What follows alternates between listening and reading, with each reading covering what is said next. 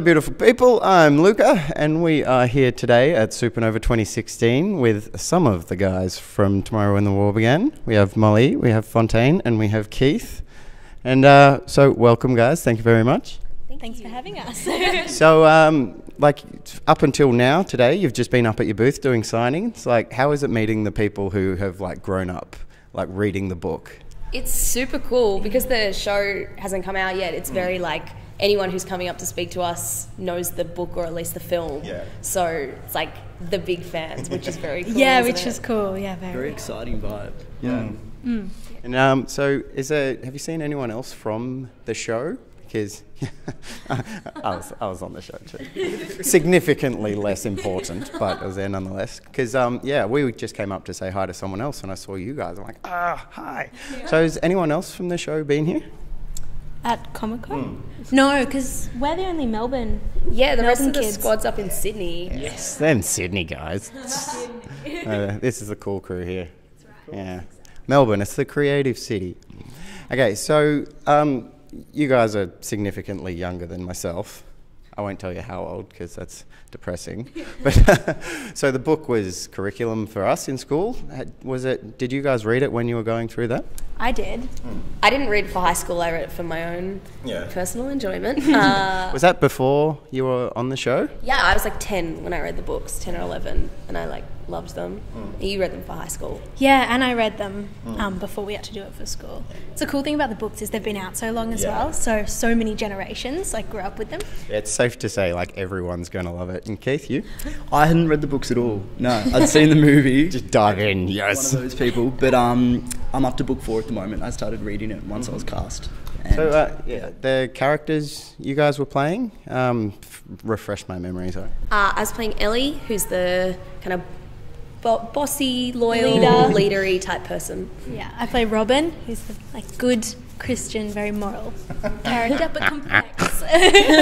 But not just one-dimensional. You, sir? I played Chris. Yeah, kind of the loner, badass, awesome kid in the TV series. I'm pretty sure I personally crash-tackled the both of you at some point. Like in the show? Yeah. just when I got here, I was just like, Fontaine! Damn security, run fast. No, like during the show, so that was great. You got away, you got lucky. Yeah. Did you, because, you know, it's a war TV series. Did you have a really physical scene like that? I had a lot of like pretty physical stuff because Ellie's quite brave and she and I have nothing in common. Yeah, she's quite brave and she's always kind of fighting and stuff. So there was one scene where Andrew Creer, who plays Kevin, and I had to like throw this guy to the ground and like hold him down, which was really fun. Not something I usually do, so exciting. Yeah. Is that one of those rather burly soldier extras, or was that?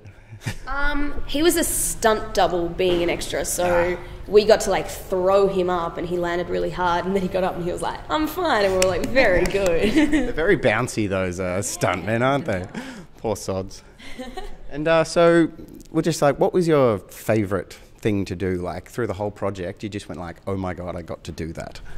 Well, I got to jump off a cliff, which was pretty sweet. And yeah, we got to run through like a bunch of bombs going off, which is very cool. Pyrotechnics, it is gold. There was one scene, like one moment, where I'm not sure what it was. I think it was Andrew, myself, and someone else, and it's this one shot of us riding on motorbikes through like a herd of kangaroos while the sun's setting. It was amazing in the day. I was like, while it was happening, I was like, is this my real life? Like, oh my God. So yeah, that was pretty amazing, and I think the shot's gonna look just real. Poetry in motion. It so was. I was like the wind in our face. It was so lovely. Well, Christmas is out on a bit of the action in season 1. So if I had a scene where I was in the back of the truck, that was like a big deal for me. And I was like, yeah, I'm in the back of a truck. That's the one. We dragged you out of your house and threw you on that truck. It was glorious. Them zip tie handcuffs. damn thing. There's a few takes there, wasn't there? No, we were messing it up intentionally just so we could throw him around a bit more. The truck stuff was fun when we were on the truck because it didn't have like, you know, the back, so it felt a bit risky. I was like, ooh, not wearing a seatbelt. I think there's a shot from that day where I just like flew from one side of the truck into the camera, like at the other end of the truck. Yes. God. What are you talking about? Everything went perfectly. Oh, of course. The magic of television, we'll never know. And because we went to quite a few locations, I'd imagine yours would be where this motorbike sunset thing was, but where was just like the most beautiful place we went to? You. God. I'd have to say Montauk personally, because it's like a rainforest. You could hear all the like frogs and the animals and everything, so I'd say Montauk. We got to shoot out in the Yuyangs, which was beautiful, but it bittersweet because it was freezing. We had to like climb up rocks, and my hands had frozen into this position. God. You know, when you get so cold, your hands freeze. So I was like, this is glorious, but also I want to sleep forever. Like, that's where I'm at. I think there's a behind-the-scenes photo of us somewhere with all our jackets zipped together, creating like a big cocoon. You had a Actor cocoon. Thank you, heat packs. Thank you very much, guys. We'll leave it there. But it was a pleasure to see you again. Yeah, you too. And when's the show coming on? April 23rd, 7:30 p.m. on ABC3. What's the date today? 17th. Wait. 16th? 16th. Yeah, we're getting a nod. It's the 16th. Yes, let's fix that. Next time. Yeah. We don't need to care about that stuff. That's your job. Again, thank you very much. Absolute pleasure. And, Thank you. We'll see you on screen. Thank you. Bye, guys. The Defence Department has confirmed Australia's radar defences were compromised overnight during multinational war games in Northern Territory. Just keep an eye on each other. Ellie's been there before, Mrs. Tuckham, heaps of times. We'll be back before you know it.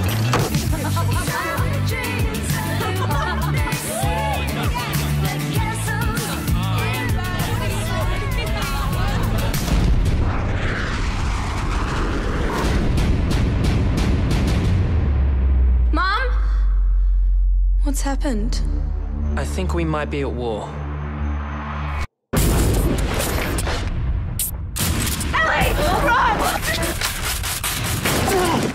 They've got tanks and assault rifles. We've got something for shooting rabbits. Things have changed. We need to change too. We need to be ready for anything. Life is full of surprises.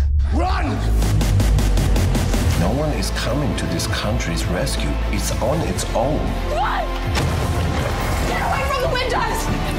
They're not going to stop until they've killed us. We're gonna arm ourselves with anything we can get our hands on. The heavier, the better. I'm just so scared. We all are. It's a suicide mission. Nothing will go wrong.